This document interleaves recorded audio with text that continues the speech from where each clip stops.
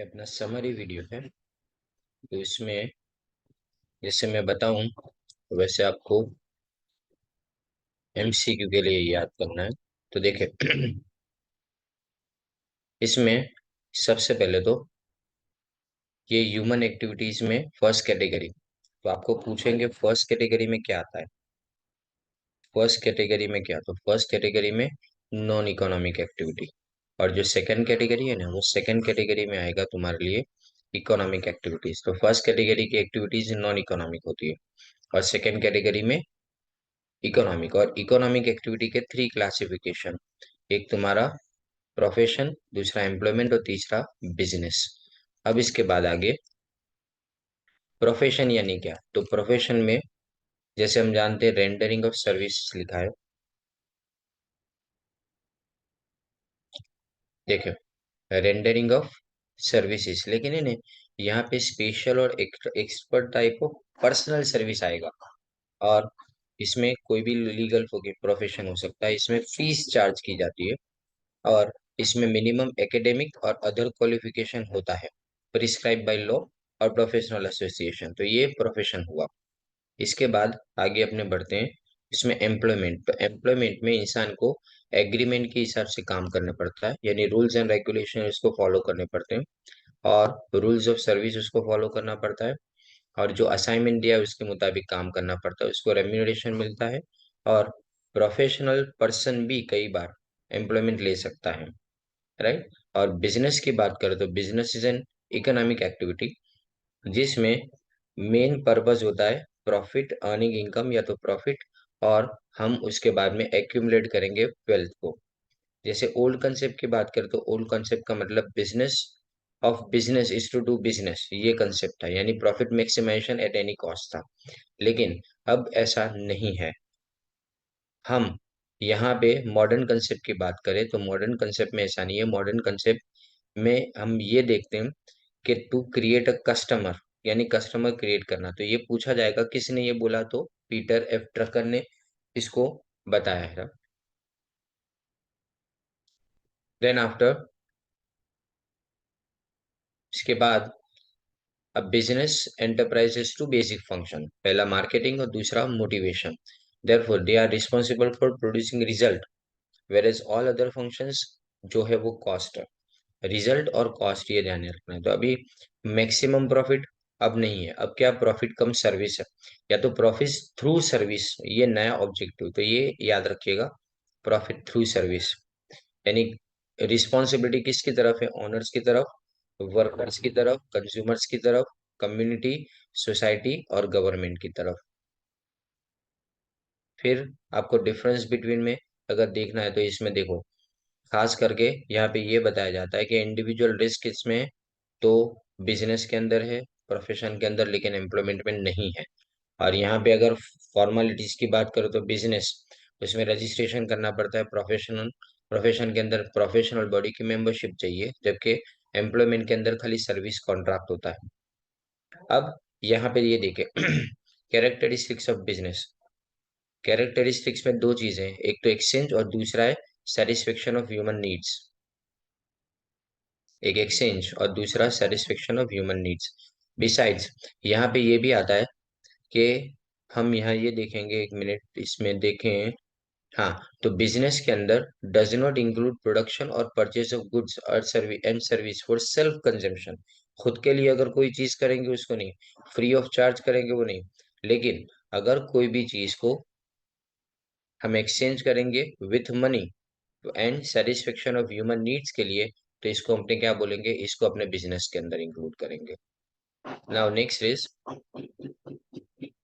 Dealing in goods and services. अब dealing in consumer goods, तो आपको ये पूछा जाएगा कि clothes, shoes, crockery, furniture, vehicle, ये सब किस में आता है, तो गुड्स में आता है। प्रोड्यूसर गुड्स में क्या आता है, तो प्रोड्यूसर गुड्स के अंदर ये कंज्यूमर गुड्स था, ये प्रोड्यूसर गुड्स में मशीनरी, टूल्स एंड इक्विपमेंट। जबकि सर्विसेज के अंदर क्या आएगा, कोई भी ट्रांसपोर्ट सर्विस, इलेक्ट्रिसिटी, वाटर, ये सब इसमें आता है।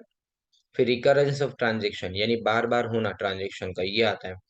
अब इसमें आपको रिकरेंस ऑफ ट्रांजेक्शन बिजनेस के अंदर जरूरी है, यानी एक बार रेडियो सेट बेचे तो नहीं, लेकिन बार बार बेचे तो इसको रिकरेंस बोला जाता है। ये एमसीक्यू में पूछेंगे, लेकिन एग्जाम्पल के जरिए से पूछेंगे ये आपको। फिर प्रॉफिट मोटिव यानी प्रॉफिट, मैक्सिमम प्रॉफिट पहले था, अब प्रॉफिट कम सर्विस, लेकिन अभी पूछा जाए तो क्या लिखेंगे, प्रॉफिट थ्रू सर्विस लिखेंगे।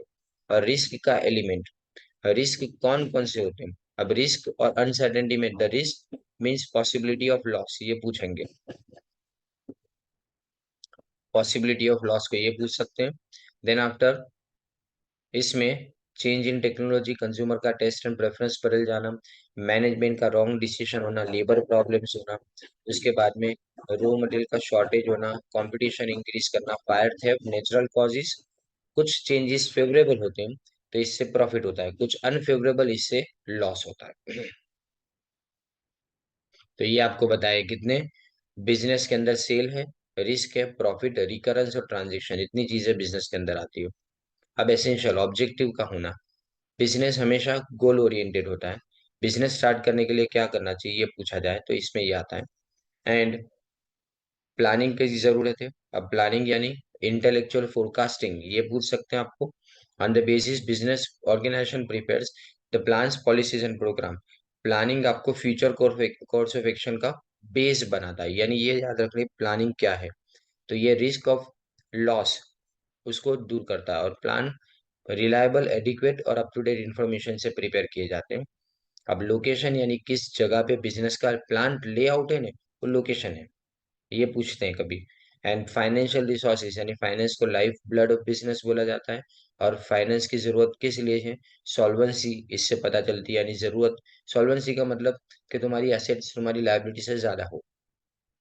अब एफिशिएंट ऑर्गेनाइजेशन, ऑर्गेनाइजेशन का जरूर तीन एसेंशियल्स है ऑर्गेनाइजेशन के लिए। एक तो लोग कंपिटेंट होने चाहिए, लोग लायक होने चाहिए, लायकात वाले होने चाहिए। फिर उसके बाद में कॉमन पर्पस है ना, सबका ज्वाइंट एफर्ट होनी चाहिए, सब लोग मिलजुल के काम करने वाले होने चाहिए। और फिजिकल रिसोर्सेस हमारे पास होने चाहिए, यानी मशीन, मैन पावर, ये सब होना चाहिए। फिर उसके बाद गुड मैनेजमेंट का होना जरूरी है मशीन बिजनेस को सक्सेसफुल बनाने के लिए। फिर एम्प्लॉय मोरल यानी employee ease of work gives speed of work, ये आता है एम्प्लॉय मोरल में, ये पूछ सकते हैं आपको शायद। If an organisation treats the employee very well, तो इसका मतलब इसका मतलब कि एम्प्लॉय होल हार्टेडली काम करेगा, बराबर से काम करेगा। उसके बाद बेस्ट मार्केटिंग सिस्टम, मार्केटिंग भी बिजनेस एक्टिविटी है जो गुड्स को ट्रांसफर करते हैं। गुड्स को ट्रांसफर किससे, प्रोड्यूसर से कंज्यूमर तक किया जाता है।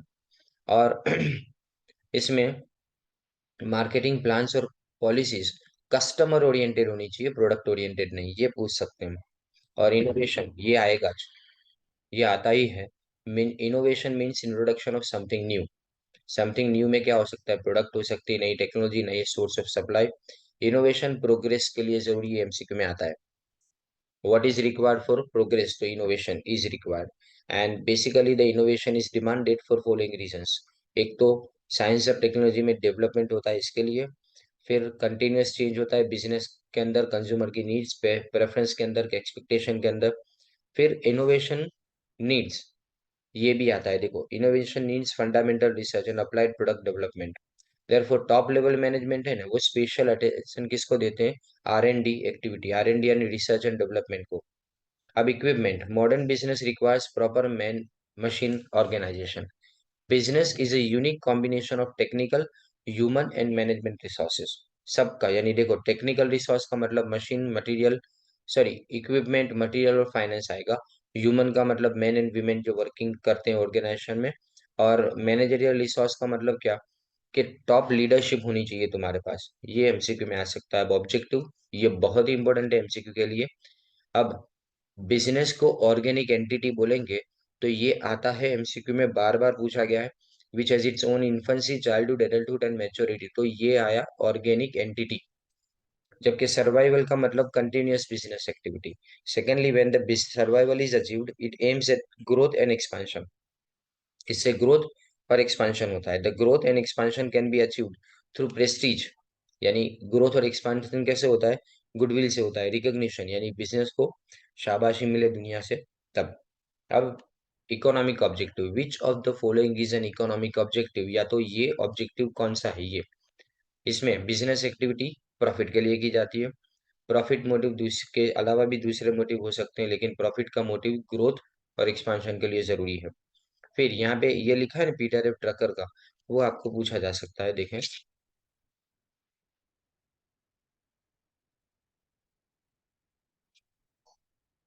Peter F Drucker, the objective of any business is the achievement of sufficient profit that can cover the risk of economic activity.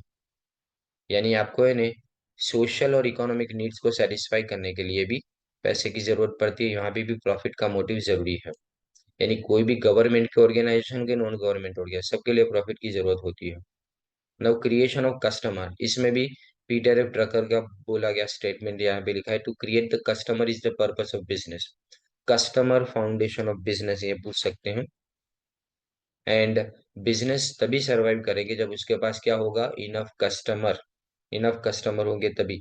And for example people by the furniture for their homes, here the customer can be individual, family और house building contractor. जो कोई भी, यानी first customer कौन है, जो customer घर को खरीदता है वो। देन कम्स इनोवेशन, वापिस आया देखो, innovation mean something new create करना। Business can be able to achieve various types of objectives like profit maximization or expansion of business through the innovation। Innovation होगा तभी सब बाकी सारे ऑब्जेक्टिव्स पॉसिबल है। बिजनेस को न्यूअर और बेटर प्रोडक्ट्स प्रोवाइड करनी है, तो ये आपको आएगा कि अगर माइक्रोवेव ओवन प्रोवाइड करना या बेटर गैजेट्स प्रोवाइड करना स्पीडी कुकिंग के लिए, तो कौन सा ऑब्जेक्टिव, तो ये इनोवेशन में आएगा। इनोवेशन मेजर रोल प्ले करता है कि आज की सोसाइटी जो भी है, जैसे यहाँ पे एनवायरमेंट फ्रेंडली फ्यूल जैसे सीएनजी की बात की गई है, तो वो यही है, इसमें इनोवेशन आता है। फिर सोशल ऑब्जेक्टिव, ये भी इम्पोर्टेंट है। इसमें supply of desired quality of goods, तो गुडविल क्रिएट करना। अच्छी गुडविल कब क्रिएट की जाती है, जब अच्छी क्वालिटी के गुड्स कंज्यूमर तक पहुंचते हैं, सोसाइटी तक पहुंचते हैं। फिर प्रॉफिटियरिंग से अपने आप को अलग रखना, या एंटी सोशल प्रैक्टिस से, यानी समाज विरोधी कोई भी प्रैक्टिस है उससे अपने आप को अलग रखना। फिर इसमें प्रॉफिट एनी कॉस्ट की जगह पे अब क्या आ गया, प्रॉफिट थ्रू सर्विस आ जाता है ना। तो ये देखो, होर्डिंग और ब्लैक मार्केटिंग से दूर रहना, ये किस में आता है, avoidance of profiteering and anti social में। और प्रोवाइडिंग एम्प्लॉयमेंट भी याद रखना सोशल ऑब्जेक्टिव में आता है, वो ह्यूमन ऑब्जेक्टिव में नहीं आता है। फिर उसके बाद ह्यूमन ऑब्जेक्टिव्स, इसमें फेयर डील टू एम्प्लॉयज आता है, एंड एम्प्लॉयज के साथ में बेटर लुकआउट रखना, उनके टाइम पे वेजेस देना, बेटर कंडीशन देना काम की, ये सब इसमें आता है। Then after development of people, अब डेवलपमेंट ऑफ पीपल का मतलब क्या, कि उनको स्किल सिखानी है, देखना स्किल और एबिलिटी सिखाना, ये इनोवेशन में नहीं आता, ये डेवलपमेंट ऑफ पीपल में आता है। Employee should get opportunity of suitable work climate to prove their skill, इनको ऐसा माहौल दिया जाए जिसके अंदर वो प्रॉपर काम कर पाए, ये भी जरूरी है अपने लिए। उसके बाद पार्टिसिपेशन, उनको डिसीजन मेकिंग में पार्टिसिपेट कराना जिससे वो ज्यादा प्रॉपर, इस होल्ड ऑन,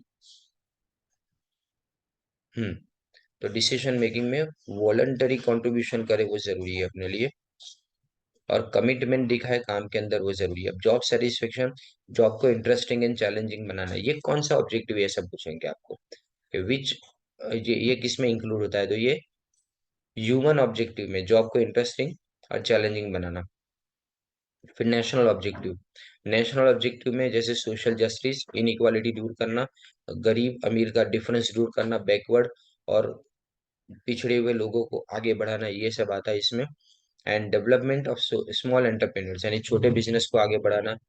फिर production according to national priority, जो कंट्री को जरूरत है वैसी चीज को प्रोड्यूस करना।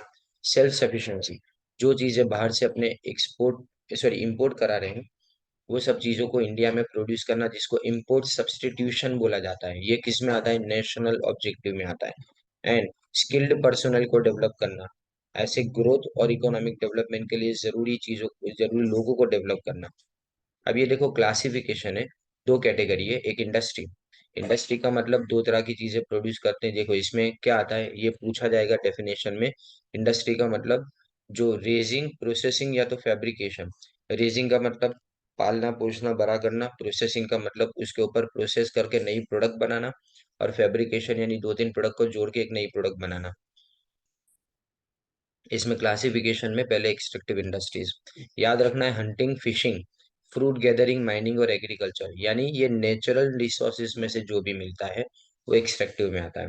फिर जेनेरिक इंडस्ट्री में हम क्या करते हैं, जो प्रोडक्शन हम करते हैं वो प्रोडक्शन नेचर बेस्ड होता है और इसमें प्लांट्स या तो एनिमल्स को मल्टीप्लाई किया जाता है, यानी जिसमें पोल्ट्री फार्मिंग, कैटल, कैनल से नहीं है यहाँ देखो, कैनल यानी कमर्शियल कैनल्स यानी घोड़ों के लिए फार्म बनाना, वो सब इसके अंदर आता है। फिर कंस्ट्रक्शन इंडस्ट्रीज, ये फिक्स साइट पे ये पूछा जाता है कि इसकी प्रोडक्ट को एक जगह से दूसरी जगह अपने ले नहीं जा सकते, तो ये कंस्ट्रक्शन इंडस्ट्री। और मैन्युफैक्चरिंग इंडस्ट्री में रॉ मटेरियल से फिनिश गुड्स में कन्वर्ट करना। इसमें पूछा ये जाता है कि कौन सी यूटिलिटी क्रिएट की जाती, यूटिलिटी क्रिएट करने वाली इंडस्ट्री कौन सी, तो मैन्युफैक्चरिंग। इसमें इंडस्ट्री के टाइप्स के हिसाब से आपको एमसीक्यू आते हैं, जिसमें एनालिटिकल में याद रखो एक प्रोडक्ट के 10 हिस्से किए जाते हो, 10 अलग हो, वो एनालिटिकल। जैसे यहाँ पे लिखा है ऑयल रिफाइनरी, इसमें क्रूड ऑयल में से यानी कच्चे तेल में से अपने petrol, diesel, gasoline, kerosene, lubricating oil, ये सब निकाले। और इसके बाद में सिंथेटिक इंडस्ट्री का मतलब क्या, दो प्रोडक्ट को कंबाइन करते टोटली नई प्रोडक्ट बनाना, जिसमें पुरानी प्रोडक्ट का कोई भी हिस्सा ना दिखे, जिसमें इसमें आता है देखो, कॉस्मेटिक्स है, सोप है, मेडिसिन है, ये सब बनाने की इंडस्ट्री इसके अंदर इंक्लूड होती है। फिर इसके बाद में प्रोसेसिंग इंडस्ट्री है। प्रोसेसिंग इंडस्ट्री में क्या, देखो एनालिटिकल, सॉरी, प्रोसेसिंग के अंदर क्या आता है कि हम रॉ मटेरियल के ऊपर प्रोसेस करके फाइनल प्रोडक्ट बनाते हैं, और प्रोडक्ट टोटली डिफरेंट है, इसमें 10-12 अलग अलग चीजों को ऐड किया जाता है और सबके अलग अलग क्वालिटी को हम मिटा के कोई नई प्रोडक्ट को बनाते हैं। फिर असेंबली लाइन में जोड़ा जाता है। अब तुम बोलो सिंथेटिक में और असेंबली लाइन में क्या फर्क है, इसमें जो चीज को जोड़ा जाता है ना उसका वजूद रहता है। जैसे स्कूटर के अंदर टायर अलग स्पेसिफिकली दिखेंगे, जबकि सिंथेटिक इंडस्ट्री में दो केमिकल को मिला के जो तीसरा केमिकल बनाया जाता है, वो पुराने केमिकल की कोई भी क्वालिटी को अपने अंदर बाकी नहीं रखेगा। अब अनदर क्लासिफिकेशन में हेवी इंडस्ट्री, जिसमें लार्ज कैपिटल इन्वेस्टमेंट और लॉन्ग प्रोडक्शन साइकिल, इसमें स्मॉलर हो तो इसको अपने स्मॉल स्केल इंडस्ट्री बोलेंगे। फिर लार्ज स्केल और स्मॉल स्केल इंडस्ट्रीज में, लार्ज स्केल में, हाँ अच्छा ये आपको पूछा जाता है कि किस तरह से मोर देन 10 लाख का अगर तुमने प्लांट और मशीनरी में इन्वेस्टमेंट किया होने तो वो स्मॉल स्केल इंडस्ट्रीज में आती है। और अगर अपने basis of type of product है ना, तो ये आपको एमसीक्यू में पूछेंगे कि टेक्सटाइल इंडस्ट्री किस बेसिस के ऊपर हमने क्लासिफाई की है, तो हम लिखेंगे टाइप ऑफ प्रोडक्ट के बेस के ऊपर उसको क्लासिफाई किया है। अब कॉमर्स, तो इसमें ने banking, insurance, transport, warehousing, ये सब कॉमर्स के अंदर आता है, जो डिस्ट्रीब्यूशन में हेल्प करता है। तो इसमें हिंड्रेंस ऑफ पर्सन यानी मतलब, हिंड्रेंस ऑफ पर्सन मतलब ट्रेड, उसके बाद में हिंड्रेंस ऑफ एक्सचेंज है, तो इसका मतलब अपने पेमेंट कैसे करना है, यानी बैंकिंग और फाइनेंशियल इंस्टीट्यूशन।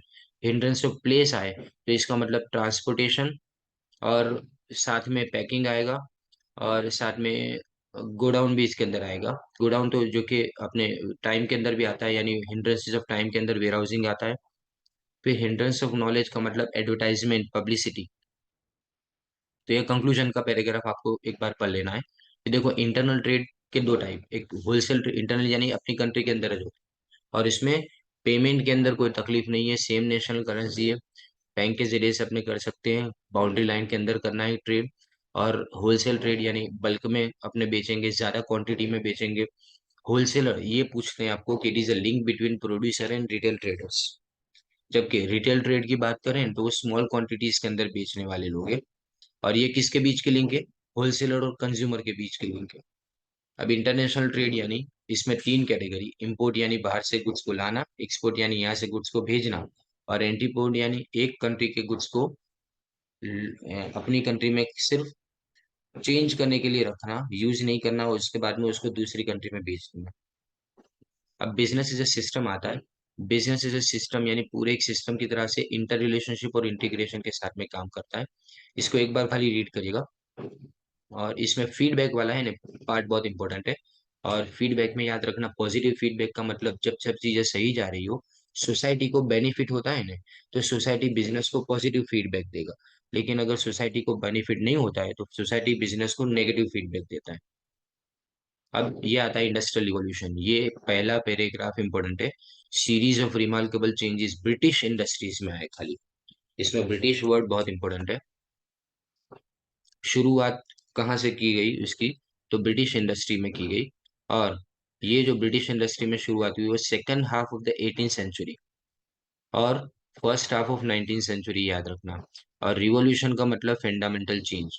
और चेंज किस में आए, तो पहले तो जो काम हैंडवर्क से किया, हाथ से किया जाता था, वो पावर ड्रिवन मशीन से किया जा रहा है। उसके बाद में इंडस्ट्रियल ऑर्गेनाइजेशन, पहले मेथड में चेंज आना, उसके बाद में ऑर्गेनाइजेशन में चेंज आना। इसमें क्या चेंज आया कि वर्क एट होम यानी घर में काम किया जाता था, उसकी जगह पे अब वर्क इन फैक्ट्रीज हो रहा है। इसमें क्लासिफिकेशन करने वाले कौन, तो नोल्स का नाम याद रखिए, 6 चेंजेस में नोल्स का नाम आता है यहाँ पे। ये जो नाम लिखा गया है ये इंडस्ट्रियल रिवॉल्यूशन को क्लासिफाई करने वाले के नाम में आता है। इसमें पहले इंजीनियरिंग टूल्स का डेवलपमेंट, शुरुआत कहाँ से हुआ अगर कोई पूछे ना, तो यहाँ पे इन्वेंशन में सबसे पहले स्पिनिंग जेनी से शुरुआत हुई थी। फिर वाटर फ्रेम, म्यूल, ये सब सब नाम है उसके। फिर इंजीनियरिंग में डेवलपमेंट, फिर उसके बाद में आयरन मेकिंग के अंदर, स्टीम पावर में, फिर उसके बाद में केमिकल इंडस्ट्रीज के अंदर, कोल माइनिंग के अंदर, और ट्रांसपोर्टेशन में। ये छह के छह याद रखने के, क्योंकि ये आपको पूछ सकते हैं सीक्वेंस में। फिर इकोनॉमिक इसके कॉन्सिक्वेंस यानी रिजल्ट, इसके परिणाम क्या है, तो पहले मास प्रोडक्शन, पहले प्रोडक्शन कम होता था, अब ज्यादा प्रोडक्शन होने लगा। दूसरा, इंडस्ट्रियल रिवॉल्यूशन के पहले जो प्रोडक्शन की मेथड थी ना वो डायरेक्ट मेथड थी, यानी एक चीज एक ही इंसान पूरी प्रोड्यूस करता रहा। लेकिन अब इनडायरेक्ट और राउंड अबाउट मेथड हो गई, यानी हम कैपिटल गुड्स को ज्यादा ध्यान देते हैं और इससे स्केल ऑफ प्रोडक्शन बढ़ा। इसके बाद में ग्रोथ ऑफ कैपिटलिज्म, कैपिटलिज्म पहले नेचुरल इकोनॉमी थी, नेचुरल इकोनॉमी यानी सेल्फ सफिशिएंट इकोनॉमी, कि इसमें प्रॉफिट मोटिव नहीं था, सब लोग अपनी जरूरत के हिसाब से प्रोडक्शन करते थे। लेकिन इंडस्ट्रियल रिवॉल्यूशन के बाद में नेचुरल इकोनॉमी डिसअपियर हुई और कैपिटलिज्म आया। कैपिटलिज्म का फीचर क्या, तो ये पूछेंगे आपको। पहले तो सेल के लिए अपने प्रोड्यूस करने लगे, कंजम्पशन के लिए नहीं, जिससे हमको पैसे मिले और दूसरी चीज हम खरीद पाए। मनी सुप्रीम यानी सबसे टॉप पे पैसा, और उसके बाद जो भी किया जाता था वो सब पैसे के लिए किया जाता, यानी पहले मनी को मीडियम ऑफ एक्सचेंज और मेजर ऑफ वैल्यू, पहले अकेला मीडियम ऑफ एक्सचेंज था, लेकिन अब मेजर मीडियम ऑफ एक्सचेंज और मेजर ऑफ वैल्यू दोनों क्वालिटी उसके अंदर आई। पीपल को स्पेशलाइज किया गया अपनी स्किल के अंदर, मतलब उनको एक ही काम आता था। अब ओनरशिप ऑफ कैपिटल गुड्स कुछ लोगों के हाथ में आ गए, मतलब रिच पीपल के हाथ में आ गए। स्पेशलाइजेशन, हर चीज में स्पेशलाइजेशन होने लगा। फिर उसके बाद में improvement in standard of living, लोग एक्सपेंसिव और लग्जूरियस आइटम्स नहीं खरीदते थे पहले, लेकिन अब खरीदने लगे। ऑर्डिनरी लोग भी ये चीजें खरीदने लगे। अब ट्रेड साइकिल्स यानी period of depression and slums, depression और स्लम्प यानी मंदी, और उसके बाद में प्रॉस्पेरिटी का मतलब तेजी, यानी जब प्रॉफिट बहुत ज्यादा हो, इन्फ्लेशन बहुत ज्यादा हो। अब इसके बाद आता है देखो सोशल एंड पॉलिटिकल कॉन्सिक्वेंसेस। सबसे पहले तो सोसाइटी में चेंज हुआ, अर्बनाइजेशन, शहरीकरण, ज्यादा से ज्यादा लोग सिटीज में आने लगे और सिटी में आके बसने लगे। स्लम एरियाज डेवलप यानी झुपड़पट्टी का इलाका बनने लगा, जिसमें बहुत ही गंदी कंडीशन के अंदर लोग रहते थे। क्लास कन्फ्लिक्ट, वर्कर्स और कैपिटलिस्ट दोनों क्लासेस बने। इसमें जो वर्कर्स है उनका एक्सप्लॉयटेशन कैपिटलिस्ट करने लगे, तो क्लास कन्फ्लिक्ट यानी झगड़े होने शुरू हुए। राइज इन एजुकेशन, एजुकेशन बढ़ता है, एजुकेशन ज्यादा हुआ क्योंकि लोगों की जरूरत पड़ी एजुकेटेड लोगों की। And growth of trade union, ये ट्रेड यूनियन का ग्रोथ, याद रखना ये पांच में से which one of the following is social and political consequences of industrial revolution, ऐसे क्वेश्चन में आ सकता है। अब देखो ये ब्रिटेन में लेबर पार्टी पावर में आई, और लेबर पार्टी पावर में आई उसके बाद में पूरा का पूरा जो लेबर का जो रिलेशन था इंडस्ट्रियलिस्ट के साथ में वो पूरा बदल गया। ना, ये फर्स्ट यूनिट का रिवीजन, उसके बाद में सेकंड यूनिट में रिवीजन नहीं बोलूंगा इसको, मैं सिर्फ तुमको ये पॉइंट के ऊपर हाईलाइट करा रहा हूँ कि कौन से क्वेश्चन पूछे जा सकते हैं। देखो कॉम्बिनेशन यानी असेंबली ऑफ टू और मोर ग्रुप्स, ये आता है। Business combination, assembly of two और मोर ग्रुप्स ऑफ फर्म्स और concerns engage in the production and distribution of commodities. इसमें नेशनल मार्केट भी आ गया, इंटरनेशनल मार्केट भी आ गया, दो मेन मकसद है इसके। एक तो अनहेल्दी कंपटीशन को एलिमिनेट यानी दूर करना, और avoidance of wasteful expenditure and production and distribution of marketing. जहां पे भी बार बार प्रोडक्शन और डिस्ट्रीब्यूशन में या तो मार्केटिंग के अंदर बहुत ज्यादा वेस्ट होता है कि एक ही प्रोडक्ट की मार्केटिंग दो अलग अलग कंपनी को करनी पड़ती है, तो ये गलत चीजों को रोकना ये भी इसके अंदर आ गया। फिर आता है उसके बाद में डेफिनेशन किसने दी, तो हैनी की डेफिनेशन याद रखनी है इसमें, कि टू कंबाइन का मतलब to become one of the parts of the whole. ये पूछा जाता है कि who give the definition to combine means to become one of the parts of the whole. ये हैनी की डेफिनेशन याद रखनी है। एंड इसमें कॉजेज पूछे जाएंगे।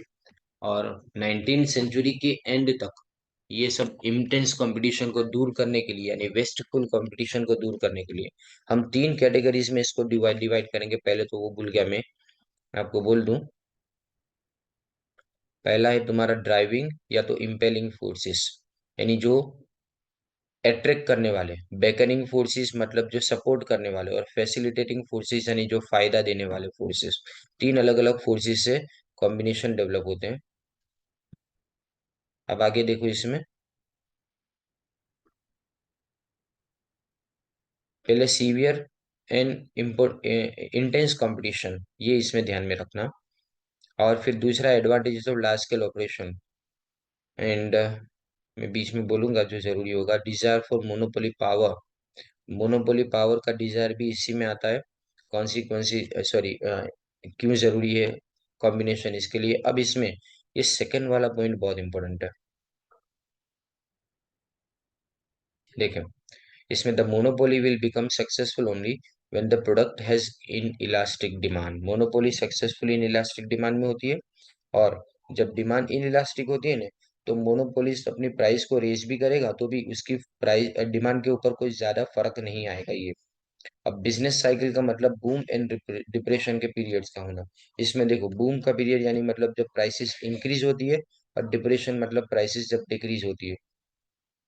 इसको अपने पीक प्रॉस्पेरिटी भी बोलते हैं। या during depression there is large scale closure of business. Depression में क्राइसिस का पीरियड बोला जाता है। ये पूछ सकते हैं। बूम पीरियड का मतलब पीक प्रॉस्पेरिटी, जिसमें प्रॉफिट और ग्रोथ ज्यादा होता है। इन्फ्लुएंस ऑफ टैरिफ, अब ये भी पूछा जा सकता है कि मदर ऑफ ऑल ट्रस्ट क्या बोला जाए, तो टैरिफ को बोला जाएगा। और 1937 में किसका एस्टेब्लिशमेंट हुआ, शुगर सिंडिकेट। 1932 के अंदर गवर्नमेंट ऑफ इंडिया ने उसको प्रोटेक्शन प्रोवाइड किया। फिर उसके बाद आगे देखो, एम्बिशन और टैलेंट, उसके लिए भी कि कुछ लोगों को ज्यादा आगे बढ़ने का एनकरेजमेंट यानी एम्बिशन होता है, इसलिए लोग किसी कॉम्बिनेशन को स्टार्ट करते हैं। फिर रिस्पेक्ट फॉर बिग बिजनेस, यानी बड़े बिजनेस के लिए के अंदर ज्वाइन होने से लोगों को प्राउड फील होता है। जूट मिल एसोसिएशन रेशनलाइजेशन के ऊपर आता है, ये याद रखना है, रेशनलाइजेशन। और joint stock company, patent laws and stock stock exchanges.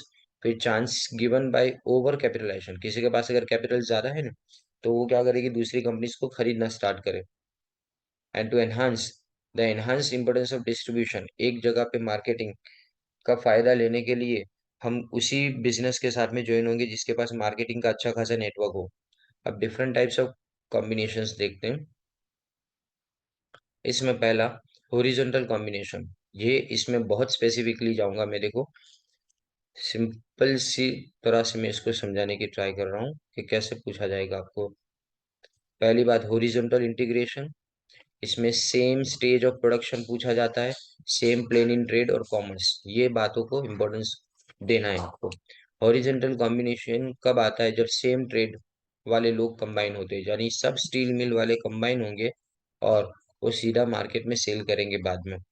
तो हॉरिजॉन्टल कॉम्बिनेशन ये इंटेंसिटी ऑफ कॉम्बिनेशन को रिड्यूस करते हैं, लार्ज स्केल प्रोडक्शन का एडवांटेज लेते हैं, मोनोपोली क्रिएट करते हैं, इसीलिए इसको एंटी सोशल बोला जाता है। तो याद रखिए, कौन से कॉम्बिनेशन को एंटी सोशल बोला जाता है, तो हॉरिजॉन्टल कॉम्बिनेशन को।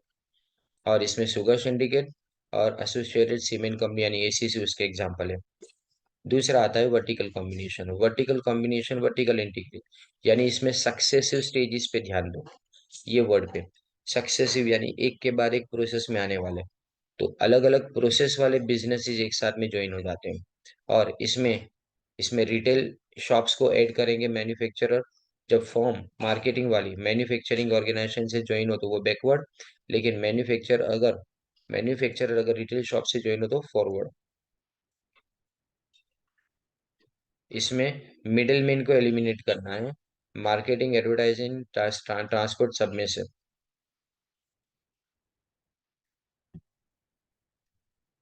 देखो इसमें ये भी याद रखना है कि कब पॉसिबल है, जब कॉम्प्लीमेंट्री प्रोडक्ट हो तो, जब एक फर्म की जो प्रोडक्ट है फिनिश प्रोडक्ट वो दूसरे फर्म का रॉ मटेरियल बन जाता हो तब, और बैलेंस प्रोडक्शन जब इम्पोर्टेंस में दिया जाता है ना तो, जब कंट्रोल अपने रॉ मटेरियल के ऊपर भी सप्लाई करना हो, यानी चार फंक्शन बहुत इंपॉर्टेंट है, याद रखिए। फिर उसके बाद नेक्स्ट में देखो लेटरल कॉम्बिनेशन, वो लेटरल इंटीग्रेशन से होता है। इसमें इसका मतलब वो फर्म्स ने जो different kinds of products even though they are allied इन सम वे, अलग प्रोडक्ट लेकिन कुछ जगह पे मिलती है, प्रोडक्ट अलग है। इसमें कन्वर्जन का मतलब मिलना, एक जगह पे अलग अलग प्रोडक्ट का मिलना, जैसे कि रॉ मटेरियल सप्लाई करने वाली सारे इंडस्ट्रीज एक फिनिश प्रोडक्ट बनाने वाली कंपनी के साथ में ज्वाइन होते हैं, जिसमें यहाँ पे प्रिंटिंग प्रेस का एग्जांपल दिया है आपको। और डाइवर्जन का मतलब एक सप्लायर अलग अलग लोगों को सप्लाई कर रहा है, यानी रॉ मटेरियल सप्लायर का दूसरे अलग अलग लोगों को सप्लाई करना, ये आता है। इसमें अ, यहाँ पे लिखा है स्टील की company tubing, wire, machinery, locomotive, locomotive यानी ट्रेन इंजन उसके साथ में कंबाइन होती है। अब डायगोनल कॉम्बिनेशन में देखें, डायगोनल कॉम्बिनेशन में क्या है, वो डायगोनल इंटीग्रेशन। इसका मतलब जब essentially auxiliary goods and services provide करता हूँ, यानी इसमें मैन्युफैक्चरिंग यूनिट जब वर्कशॉप के साथ में कंबाइन करे तो, और गुड्स एंड सर्विस साथ में रिक्वायर्ड हो तो। जबकि जो सर्कुलर कॉम्बिनेशन है ना उसमें एक सेंट्रल एजेंसी होती है, उसी के बैनर के अंदर काम किया जाता है, राइट। इसमें सेंट्रल एजेंसी, जबकि इसके अंदर सर्विस कॉम्बिनेशन इसको बोला जाता है, ये बात याद रखिएगा, ये सर्विस कॉम्बिनेशन जो लिखा है वो। और मिक्स किसको बोला जाता है, सर्कुलर को मिक्स कॉम्बिनेशन बोला जाएगा। देन आफ्टर ये सिंपल कॉम्बिनेशन, तो याद रखिएगा इसमें नेचुरल पर्सन लिखे तो सिंपल कॉम्बिनेशन, जैसे पार्टनरशिप ऑफ कंपनीज, और combination of natural person, association of natural person, इसमें एसोसिएशन ये सबसे लूजेस्ट बोला जाएगा, और ये डिफरेंट एसोसिएशन के बीच में होता है, जिसमें chamber of commerce, trade association, और इनफॉर्मल एग्रीमेंट, इनफॉर्म्ड नहीं है, इनफॉर्मल एग्रीमेंट है। फिर उसके बाद फेडरेशन, फेडरेशन सेपरेट और ऑटोनोमी यानी स्वतंत्रता अपनी जारी रखेगा, इसमें पूल्स और कार्टेल्स आते हैं। और कंसोलिडेशन का मतलब बिजनेस को ज्वाइन कर देना, ये कॉम्बिनेशन में पार्शियल है और कंप्लीट है। पार्शियल कॉम्बिनेशन में हम क्या करेंगे, कंसोलिडेट करेंगे खाली ओनरशिप ऑफ स्टॉक से, और वो अपना एग्जिस्टेंस अलग रख सकते हैं। जबकि कंप्लीट कंसोलिडेशन में मर्जर हो जाना, या तो अमालगमेशन यानी एक कंपनी का हमेशा के लिए मिट जाना, और दूसरी कंपनी के अंदर या तो वो ज्वाइन हो जाए, या तो दो कंपनी का मिलके तीसरी नई कंपनी को बनाना, वो अमालगमेशन। जैसे ये लिखा है कि दो या तो दो से ज्यादा ऑर्गेनाइजेशन कंबाइन होके नई ऑर्गेनाइजेशन बनाए, वो अमालगमेशन। पर दो ऑर्गेनाइजेशन ज्वाइन होते हैं, उसमें से एक ऑर्गेनाइजेशन बचता है, एक ऑर्गेनाइजेशन का एग्जिस्टेंस हमेशा लगे खत्म हो जाता है, तो वो मर्जर। अब एसोसिएशन, ये इनफॉर्मल और मोस्ट लूज बोला जाता है, most loose and informal kind of combination है। इसमें ये मेंबर्स एसोसिएशन में तब तक रहेंगे जब तक उनका पर्पस सर्व होता है, यानी मतलब जब तक उनका मतलब है तब तक रहेंगे, बाद में निकल जाते हैं, इसलिए इसको लूज बोला जाता है। और कॉमन पर्पस के लिए ये लोग ज्वाइन होते हैं। अब ट्रेड एसोसिएशन सबसे पहले, उसमें इकोनॉमिक इंटरेस्ट को प्रमोट करने के लिए वो लोग आगे आते हैं, ये नो प्रॉफिट बेसिस पे चलता है, ये एमसीक्यू में आता है। और कॉमन प्रॉब्लम्स को डिस्कस किया जाता है, ये लोकल या तो टेरिटोरियल बेसिस के ऊपर यानी विस्तार के हिसाब से वो आगे बढ़ते हैं, अपने अपने एरिया के मुताबिक आगे बढ़ते हैं वो।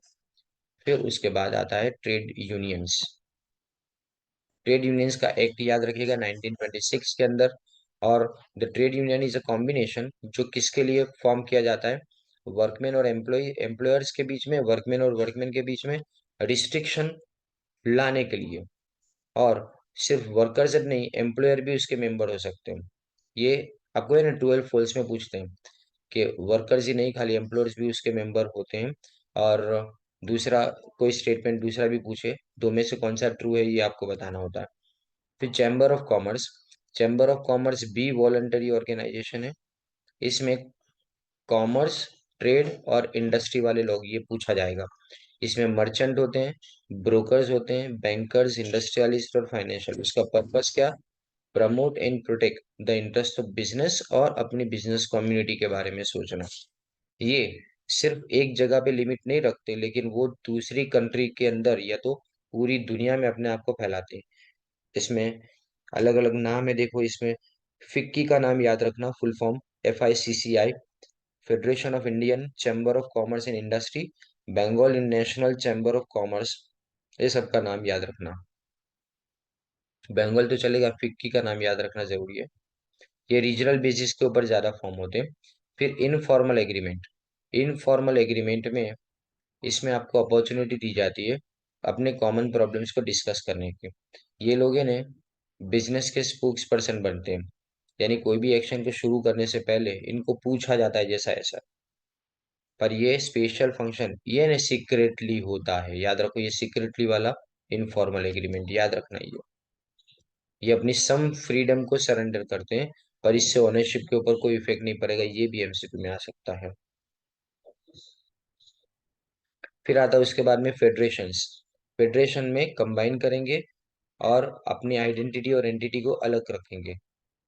बाहर से सब अलग दिखता है, लेकिन बैकडोर के अंदर सब कुछ साथ में होता है उनका। They join together in close association in order to achieve certain specific purpose. इसमें पूल्स, याद रखना, पूल्स प्राइस डिटरमाइन करने के लिए होते हैं। वो सारे फैक्टर्स को कंट्रोल करेंगे जो प्राइस को डिसाइड करें। तो ये कॉम्प्रिहेंसिव यानी डिटेल में एग्रीमेंट किया जाता है। और वो डिमांड और सप्लाई को रेगुलेट करते हैं, जिससे प्राइस को कंट्रोल रखा जा सके। हैनी के हिसाब से इंडस्ट्रियल पूल,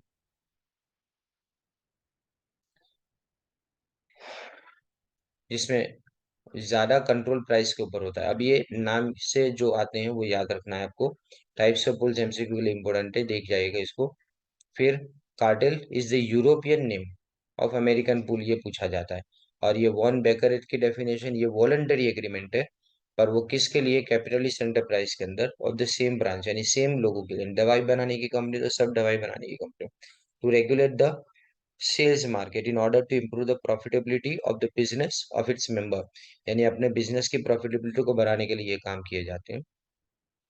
अब इसमें मार्केट को याद रखना, ये इनका मकसद है डोमिनेट द मार्केट, मार्केट को कंट्रोल करना, कंपटीशन दूर करना। इन अगर ये दोनों कॉमन सेल्स एजेंसी से काम करें ना तो इसको सिंडिकेट बोला जाता है। और ये आउटपुट एंड प्रॉफिट पूल बोले। सिंडिकेट जब एडिट किया जाता है वो क्लोज टाइप ऑफ कॉम्बिनेशन बन जाता है, तो सिंडिकेट पूछा जाता है, ये आपने देखा भी था MCQ में। और वैन बेकरेट के मुताबिक प्राइस टर्म फिक्सिंग, यानी जो शर्तें हैं उसको कंट्रोल करेंगे, प्राइस में प्राइस को कंट्रोल करेंगे। कस्टमर असाइनिंग कार्टेल वाले कस्टमर को डिस्ट्रीब्यूट कर देंगे, जोनल वाले एरियाज को डिस्ट्रीब्यूट करेंगे। कोटा फिक्सिंग, सप्लाई को रिस्ट्रिक्ट करेंगे। सुपर कार्टेल्स, ये पूछा जाएगा, जनरल कार्टेल के नाम से जाने जाते हैं। ये एक कंट्री के कार्टेल्स दूसरी कंट्री के कार्टेल्स के साथ में ज्वाइन होते हैं। फिर उसके बाद सुपर कार्टेल्स है, उसको जनरल सॉरी सिंडिकेट और कार्टेल्स प्रॉपर, ये सबसे ज्यादा इफेक्टिव, क्योंकि इनके पास कॉमन सेंट्रल सेलिंग एजेंसी होती है। फिर आता है corners and rings, corners and rings भी वही shoot artificial shooting up of price पूछेंगे इसमें। Artificial shooting up of price और स्पेक्युलेटिव या तो मोनोपोली प्रॉफिट, मार्केट के अप एंड डाउन के कारण प्रॉफिट होता है इसमें। इसमें एक का सिंगल मर्चेंट होता है, सिंगल मर्चेंट याद रखना कॉर्नर और रिंग्स में। कॉर्नर में सिंगल मर्चेंट, वो सब गुड्स को परचेस कर लेता है पूरे बाजार में से और अकेला बेचेगा मार्केट में। रिंग में भी एक एसोसिएशन है, जिसमें ये लोग क्या करते हैं, सप्लाई ऑफ गुड्स को कंट्रोल करते हैं, और ये इंटरनेशनल मार्केट से खरीदते हैं और इसको हायर प्राइस के ऊपर पूरी दुनिया में बेचते हैं। अब कंसोलिडेशन, यानी जब डायरेक्शन मतलब कि मैनेजमेंट को एक साथ में ले लिया जाए तो इसको बोला जाता है। इसमें ना मेंबर सेपरेट, इसमें पूछेंगे मेंबर्स किसमें में और may not remain nominally separate, दोनों चीजें हो सकती है खाली कंसोलिडेशन में। पार्शियल कंसोलिडेशन में पहले कॉम्बिनेशन ट्रस्ट देखते हैं। इसमें फ्रीडम सरेंडर की जाती है, बट इंडिविजुअल एंटिटी और इंटरेस्ट बरकरार रखता है, यानी पूरा का पूरा रहेगा अपना, अपनी पहचान अलग रहती है ऐसा। इसमें कॉम्बिनेशन ट्रस्ट यानी कंट्रोलिंग अमाउंट उनका स्टॉक तो बोर्ड ऑफ ट्रस्टीज को, यानी अपने ने पूरा कंट्रोल अपने हाथ में से छोड़ के किसको दे देते हैं, बोर्ड ऑफ ट्रस्टीज को। इसके सामने ट्रस्ट सर्टिफिकेट दिया जाता है, और जितना भी प्रॉफिट होता है ना, वो सब इनको जमा करा के हम उसको डिस्ट्रीब्यूट करेंगे लास्ट में। जबकि कम्युनिटी इंटरेस्ट के अंदर अकॉर्डिंग टू हैनी डेफिनेशन याद रखेगा, इसमें form of organisation in which the business policy of several, इसमें बिजनेस पॉलिसी को कंट्रोल किया जाता है, राइट। इसमें स्टॉक को कंट्रोल किया जाता है, स्टॉक यानी कंट्रोलिंग अमाउंट को, बराबर नहीं, कंट्रोलिंग अमाउंट ऑफ शेयर्स को कंट्रोल किया जाता है।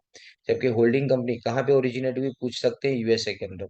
इसमें हाफ से ज्यादा इक्विटी शेयर अपने दूसरी कंपनी के परचेज कर लेते हैं, तो हमारी कंपनी होल्डिंग कंपनी, इनके पास वोटिंग पावर होता है, पर majority voting power subsidiary company के पास नहीं होता है, उनके पास कोई कंट्रोल नहीं है। अब कंप्लीट कंसोलिडेशन यानी हैनी के हिसाब से कंप्लीट कंसोलिडेशन, मर्जिंग और अमालगमेटिंग, इसको कंप्लीट बोलेंगे। मर्ज करना यानी एक बिजनेस दूसरे बिजनेस को खरीद लेता है, और जब नई कंपनी फॉर्म होती है दो पुरानी कंपनी को बंद करके, तो अमालगमेशन है। अब डिफरेंस बिटवीन को भी एक बार रीड करिएगा। अब देखो इकोनॉमीज वाला क्वेश्चन, इसमें कौन कौन सी इकोनॉमीज का फायदा मिलता है ये आपको पूछा जाएगा। Which of the following is not वाले क्वेश्चन ध्यान दे के पढ़िएगा। और मोनोपोली ऑफ पावर, इसमें शॉर्ट टर्म मोनोपोली में क्या आता है, it is created by it is created by fixing up of quotas and restrict in the output, output को रिस्ट्रिक्ट करना। और ये कंप्लीट फ्यूजन है, कंप्लीट फ्यूजन, फ्यूजन यानी मिलाना एक साथ में। And take maximum type of economies, ज्यादा से ज्यादा इकोनॉमीज यानी फायदा लिया जाता है, कर कसर का फायदा लिया जाता है। तो यहाँ पे अपना कंप्लीट, ऑल द बेस्ट कल की एग्जाम के लिए।